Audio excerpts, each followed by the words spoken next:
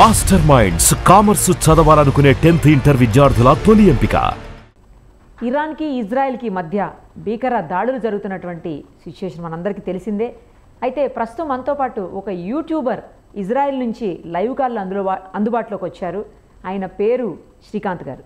ఒక్కసారి తనతో మాట్లాడదాం. అక్కడ అసలు ఏం జరుగుతోంది, ప్రజలంతా ఎలా ఉన్నారు, ఈ సిచ్యుయేషన్ అంతా ఎప్పటికీ సెటిల్ డౌన్ అవుతుంది, ఇవన్నీ కూడా ఆయన మాటల్లోనే అడుగుదాం.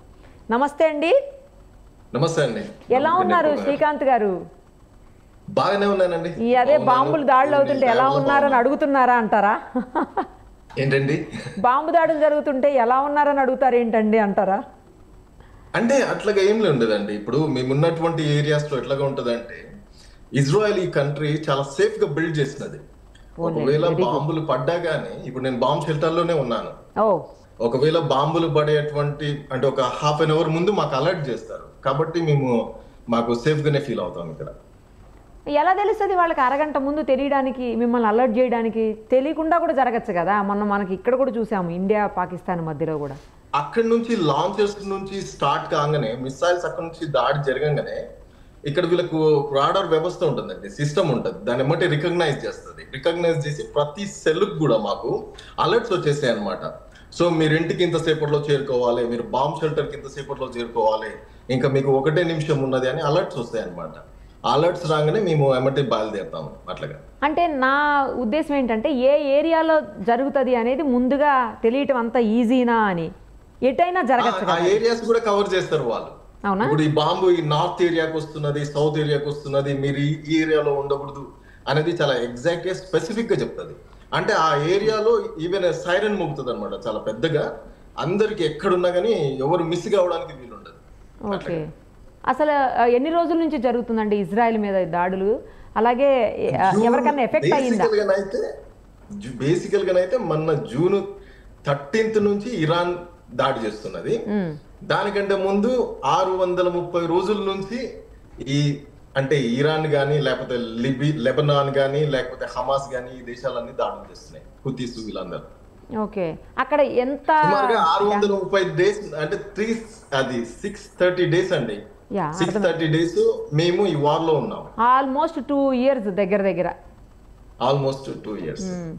కాదండి, ఇప్పుడు అంటే ఎంత డ్యామేజ్ అయ్యి ఉంటుంది అది? కంట్రీకి కావచ్చు, లేకపోతే పబ్లిక్ ప్రాపర్టీకి, పర్సనల్ ప్రైవేట్ ప్రాపర్టీస్కి ఎంత డ్యామేజ్ అయ్యి ఉంటుంది ఇప్పటి వరకు? This is the beautiful thing about Israel అండి. ఇక్కడ మనం చూస్తున్నట్లయితే ఇన్ని వేల రాకెట్లు, 1 కాదు 2 కాదు, మనము గడిచిన 2 సంవత్సరాల నుంచి కొన్ని వేల రాకెట్లను చూసాము. అయితే ఇజ్రాయెల్ కి బిల్డింగ్స్ కి డ్యామేజ్ అయింది మాత్రము చాలా తక్కువ. అంటే ఒక 30 అట్లా, అంటే 30 బిల్డింగ్స్ ప్రాబబ్లీ డ్యామేజ్ అయి ఉంటాయి, పెద్దవి. కానీ లాస్ట్ అంటే ఇరాన్ నుంచి జరుగుతున్నటువంటి దాడిలో మాత్రము జూన్ 13 నుంచి మనం చూసుకున్నట్లయితే హెవీగా డ్యామేజ్ ఉన్నది. దాదాపు ఒక 200 బిల్డింగ్స్, 200 బిల్డింగ్స్ దాకా డ్యామేజ్ అయినాయి. ఒక 15 మెంబర్స్ అయితే చనిపోయినారు ఇప్పటి వరకు. అంటే వూండెడ్ అయిన వాళ్ళు దాదాపుగా ఒక 300 అబౌవ్ ఉంటారండి. ఒక 300 మెంబర్స్ దాకా దెబ్బలు తాకినాయి, అంటే గాయాలు పాలైన వాళ్ళు ఎంతమంది ఇజ్రాయెల్లో? 15 మెంబర్స్ కన్ఫర్మ్ గా చనిపోయినారు. దాని అంటే ఇంకా సంఖ్య పెరిగే అవకాశం ఉండొచ్చు, ఎందుకంటే కొంతమంది హాస్పిటల్లో కూడా ఉన్నారు.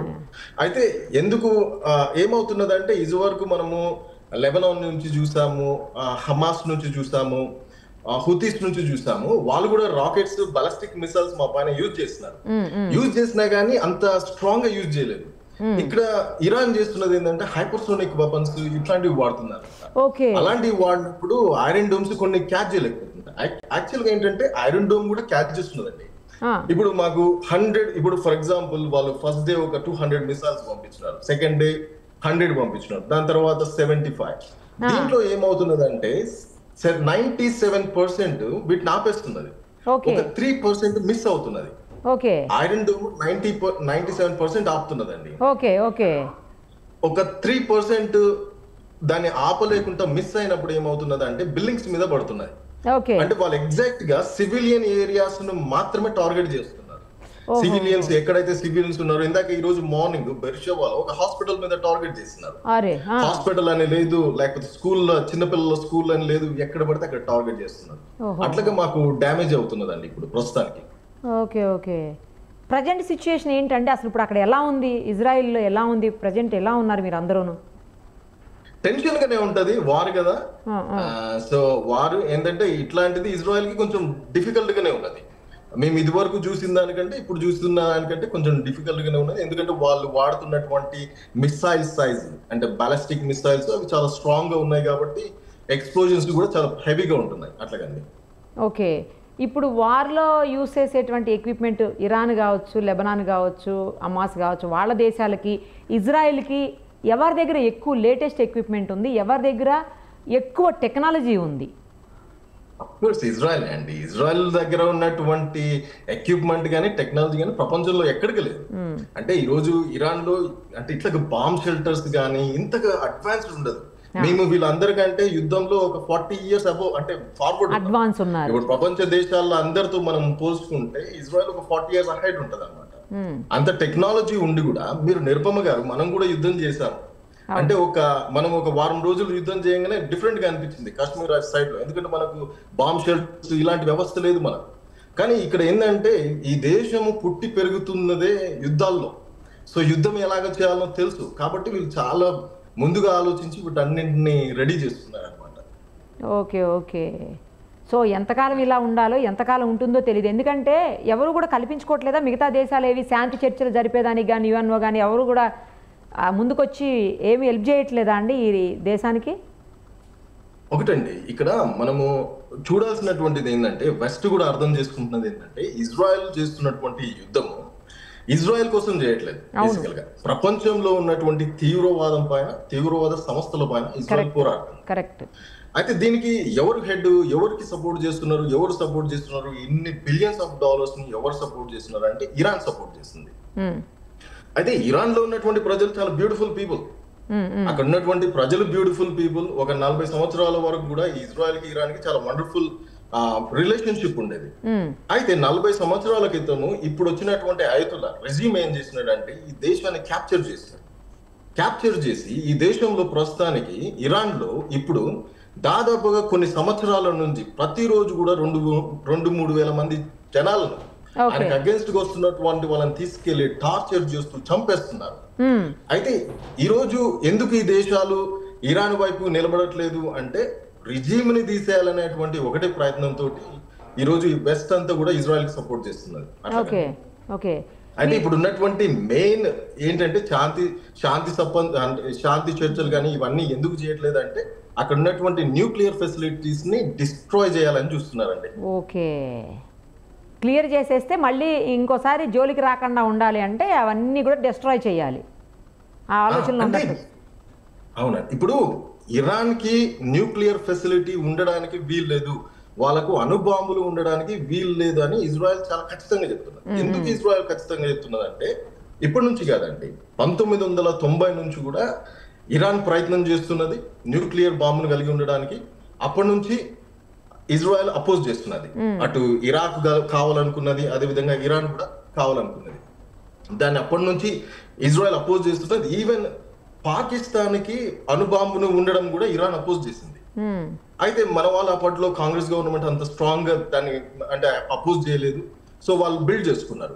అయితే ఇరాన్ కు ఇప్పుడు మేము అడ్డుకుంటున్నాము, ఇరాక్ కు పూర్తిగా అడ్డుకున్నాం. ఒకవేళ ప్రాబ్లం ఏంటి, ఇరాన్ కు ఒకవేళ అణుబాంబు ఉంటే ప్రాబ్లం ఏంటంటే ఇరాన్ సుప్రీం లీడర్ ప్రతిరోజు వాళ్ళు అనేది ఏంటంటే మేము ప్రపంచ పటంలో నుంచి ఇజ్రాయెల్ ని లేకుండా చేస్తాము, ఇదే మాకున్నటువంటి కళ, మేము దాని కొరకే బ్రతుకుతున్నాము అని వాడు చేసుకుని ప్రతిరోజు చెప్తున్నాడండి. దాన్ని తయారు చేస్తున్నది కూడా దాని కొరకే, యూదులను చంపేస్తామని చెప్తున్నారు.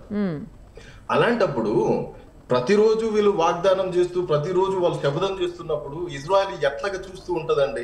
ఈ రోజు ఇజ్రాయెల్ దాడి చేయడానికి కూడా కారణం ఏంటంటే ఇంకొక 5 రోజుల్లో 10 రోజుల్లో ఆ బాంబును వాళ్ళు రెడీ చేసుకుంటారు కాబట్టి ఇజ్రాయెల్ ప్రియంప్టివ్ స్ట్రైక్ చేసింది వాళ్ళ మీద. అట్లాగండి అది. ఓకే, ఈరోజు కూడా దాడి అయింది హాస్పిటల్ మీద మీరు ఇందాక చెప్పారు కదా. సో అక్కడ ఎంతమంది ఏమన్నా ఎఫెక్ట్ అయ్యారా అండి? ఎవరికన్నా బాగా ఇంజురీస్ అయ్యాయా లేకపోతే ఏమన్నా అంటే ప్రాణనష్టం అయితే ఏం జరగలేదండి. బిల్డింగ్స్ అయితే చాలా సెంట్రల్ సిటీలో బిల్డింగ్స్ అయితే చాలా తీవ్రంగా డ్యామేజ్ అయినాయి. చాలా పెద్ద బిల్డింగ్స్, చాలా బ్యూటిఫుల్ స్కై స్కేపర్స్ ఉంటాయి మాకు టెల్ అవీవ్లో. ఓకే. చాలా బ్యూటిఫుల్ అంటే స్కై స్కేపర్స్ అవి డ్యామేజ్ అయినాయి. ప్రాణ నష్టం ఏం జరగలేదు, కొంతమంది గాయపడ్డారు. హాస్పిటల్లో కూడా ప్రాణ నష్టం ఏం జరగలేదు, ఎందుకంటే అది ఓల్డ్ హాస్పిటల్, వాళ్ళకి తెలియదు. ఇజ్రాయెల్ ఏంటంటే ఏదైనా డౌట్ వస్తే ముందే మూవ్ చేస్తారు అక్కడ నుంచి. సో ఓల్డ్ హాస్పిటల్ కాబట్టి అక్కడ కూడా ఎవరికి పెద్దగా అది కాలేదండి అట్లాగా. ఓకే. మీరు ఇప్పుడు అంటే బాంబ్ రూమ్ లో ఉన్నారు కదా, బయటికి రావడానికి లేదు కదా? అంటే బయటికి ఏమి వెళ్ళను, ఇది బాంబ్ షెల్టర్. అదే బాంబ్ షెల్టర్, బాంబ్ రూమ్, బయటికి రావడానికి లేదు అసలు. ఆ రూమ్ దాటి రావడానికి లేదా? ఎంతసేపు రాలేరు అలాగా? ఎంతసేపు అంటే వెళ్ళొచ్చు, కాకపోతే ఏదైనా సైరన్ పరుగుతుకుని రావాలన్నమాట అట్లాగే. జస్ట్ ఆ రూమ్ లోంచి బయటకు వస్తే విండోలో నుంచి ఏమన్నా కనిపిస్తుందా? నాకు చూపించగలుగుతారా ఇజ్రాయిల్ లోపల ఎట్లా ఉంది అనేది ఒకసారి చూడడానికి? మాది అంటే చాలా పెద్ద ఏరియా ఉంటదండి, చాలా బ్యూటిఫుల్ ఏరియా, చెట్లు ఉంటాయి ఎక్కువగా, అంతే. అవునా? అంటే రోడ్డు అటు సైడ్ అట్లా ఏం కనిపిదా మనకు? మీరు చూస్తారా? అయితే ఒక నిమిషం నేను చూపిస్తాను. అయితే రోడ్స్ అట్లా ఏమన్నా ఇజ్రాయిల్? నేను అండర్ గ్రౌండ్ లో ఉన్నాను, మాది 3 story బిల్డింగ్ అన్నమాట. అవునా? ఓకే. నేను అండర్ గ్రౌండ్ లో చూపిస్తాను మీకు. రోడ్డుకి దగ్గరలోనే ఉంటుందా? అంటే ఇప్పుడు మీరు అక్కడ సెటిల్ అయ్యానన్నారు కదండి శ్రీకాంత్ గారు? అవునవునా, ఇక్కడనే సెటిల్ అయిపోయాను. మరి ఇప్పుడు మీ పిల్లలకి స్కూల్ అంతా కూడా క్లోజ్ అయ్యి ఇప్పుడు అంతా ఆన్లైన్ లో కింద వాళ్ళ పైన చదువుకుంటున్నారు. ఓహో, ఆన్లైన్ లో నడుస్తుందా? నడుస్తుంది. కోవిడ్ తర్వాత అందరూ ఆన్లైన్ మొదలు పెట్టారు, అది కంటిన్యూ అవుతున్నట్టుంది. అవును, ఇది మా గార్డెన్. మా గార్డెన్ నుంచి బయటికి వెళ్తే ప్రాబబ్లీ అంటే ఒకవేళ మాకు చూడండి ఇది ఇట్లా ఉన్నది కదా. ఎస్, వెహికల్స్ కనిపిస్తున్నాయి నాకు. ఎస్, ఇదేంటంటే నన్ను ఏమంటే ఇది ఏముండేమంటే ఏంటంటే ఇక్కడ కోర్టు లాయర్ పక్కన అన్నమాట, జడ్జి. ఓకే. ఒకవేళ కెమెరాస్ ఏదైనా చూసినా ఏమంటే ఆపేస్తారు. వచ్చేయండి, అయితే వద్దులేండి, లోపలికి వచ్చేయండి, మాట్లాడుకోవచ్చు. సో ఇట్లా ఉంటదండి. ఓకే. ఇప్పుడు మీరు ఆ రోడ్ చూపించారు కదా నాకు, కార్స్ అవి ఉన్నాయి, అది పబ్లిక్ ప్లేస్ అండి కదా? అది మా పర్సనల్ కార్ పార్కింగ్ ప్లేస్ అండి. మీ personal car parking. Okay okay. Road ఏమి పక్కకే ఉండదు, మీకు దగ్గరలో రోడ్ లేదు కదా? ఇది మా స్ట్రీట్ అండి. ఓ, అదే స్ట్రీట్? ఇది మా స్ట్రీట్ అంటే మా కాలనీలో, మా ఇంటి ముందు.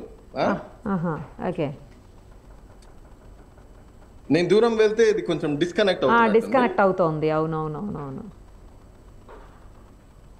ఇది మా పార్కింగ్ ప్లేస్ అండి. పార్కింగ్ ప్లేస్ కాదు, నేను అడిగింది మెయిన్ రోడ్ అడిగానండి. మెయిన్ రోడ్లో ఏమన్నా మనం చూడడానికి ఉంటుందా? రోడ్డు సైడ్ ఏమన్నా ఉందా మీ ఇల్లు అని అడిగాను. ఎందుకంటే అప్పుడు రోడ్డు లేదు చూస్తుంటే ఏమన్నా పోలీస్ ఫోర్స్ అట్లా ఏమన్నా కనిపిస్తుందా ఏంటి అని అడిగాను. అట్లా ఏం కనపడదండి. అట్లా ఏమి ఉండదు, ఇక ప్రశాంతంగానే కనిపిస్తుంటుందా రోడ్డు అంతా కూడా? మీ ప్రైవేట్ పార్కింగ్ ప్లేస్ అన్నారు కదా? యా. లేదు, ఇది మెయిన్ రోడ్. ఇది మెయిన్ రోడ్డా? ఓ ఫైన్. జనాలు అసలు బయట ఎవరు లేరు కదా? బయట లేరు. అదేలేండి, బాంబ్ థ్రెట్ ఉంది కాబట్టి, అంటే అలర్ట్ ఉంది కదా, బాంబ్ అలర్ట్, అందుకని లోపల ఉన్నట్టున్నారు అందరూ. అవునండి, అట్లాగా. సో బ్యూటిఫుల్ కంట్రీ అండి, బ్యూటిఫుల్ కంట్రీ, బ్యూటిఫుల్ పీపుల్. మొత్తం గ్రీనరీనే బాగా కనిపిస్తోందండి, గ్రీనరీ కనిపిస్తోంది మంచిగా. అవును, ఇది ఎడారంటే ఎవరు నమ్ముతారండి? అదే కదా, చాలా బాగుంది. ఇప్పుడు బయటికి వెళ్ళినప్పుడు కూడా మీరు ఇట్లాంటి అంటే ఫేస్ చేస్తుంటారండి? ఎప్పుడన్నా ఇబ్బందులు ఫేస్ చేశారా? అవతల కంట్రీ నుంచి వచ్చేటువంటి దాడులకు సంబంధించి ఏదన్నా ఫేస్ చేశారా మీరు? నేను రాకెట్స్ చాలా సార్లు చూసానండి. చూసారా? మా ఇంటి మీద వెళ్తుంటే చాలా సార్లు చూసాను. Iron dome ఆపేస్తుందండి. ఫస్ట్ లో వచ్చినప్పుడు ఇట్లాగా నేను ఒక దగ్గర నిలబడ్డాను, రాకెట్ మీదకి వెళ్ళినది, ఎగ్జాక్ట్ గా పైన వెళ్ళిపోయినది. అప్పుడు ఐరన్ డోమ్ క్యాచ్ చేసింది. అప్పుడు భయపడ్డాను, కానీ తర్వాత అలవాటు అయిపోయిందా? అంతేలేండి, 2 ఏళ్ల నుంచి యుద్ధం జరుగుతుంటే అందరూ అన్నిటికీ అలవాటు పడిపోతారు. ఇక ఇప్పుడు 2 years నుంచి పిల్లలందరికీ స్కూల్ ఆన్లైన్ అండి?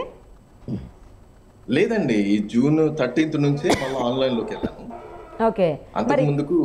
మరి ఆఫీసులు ఇవన్నీ ఎట్లా? అన్ని ఆన్లైన్ లేనా? Work from home? క్లోజ్ అండి, అన్ని క్లోజ్. ఒక్క మీడియా, పోలీస్ పని చేస్తున్నారేమో, డాక్టర్స్. మీడియా, పోలీసు, ఎమర్జెన్సీస్, అదే డాక్టర్స్ ఈ సర్వీస్ వరకు వర్క్ చేస్తున్నట్టున్నాయి. రైట్ అండి. అక్కడ ఏమైనా లేటెస్ట్ ఏమైనా ఇన్సిడెంట్స్ అవుతున్నప్పుడు వీలవుతే మాకు వీడియోస్ పంపియండి, మీకు దృష్టికి వస్తే, లేదా మీ ఫోన్కి వచ్చినా కూడా. అప్డేట్స్ ఉంటే కనుక మాకు కాల్ చేయండి మళ్ళీ కూడా మీరు, సరేనా? అక్కడ సిచ్యుయేషన్ ఎక్స్ప్లెయిన్ చేసినందుకు, చూపించినందుకు ఎస్పెషల్లీ థ్యాంక్ యూ అండి. Thank you so much.